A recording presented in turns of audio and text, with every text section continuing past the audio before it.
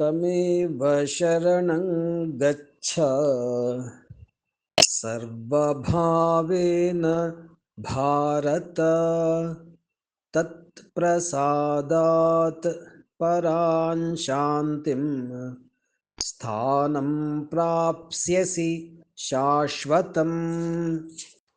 तमेव शरणं गच्छ तमेव शरणं गच्छ सर्वभावेन भारत सर्वभावेन भारत तत्प्रसादात् परां शान्तिं तत्प्रसादात् परां शान्तिं स्थानं प्राप्स्यसि शाश्वतम् स्थानं प्राप्स्यसि शाश्वतम्।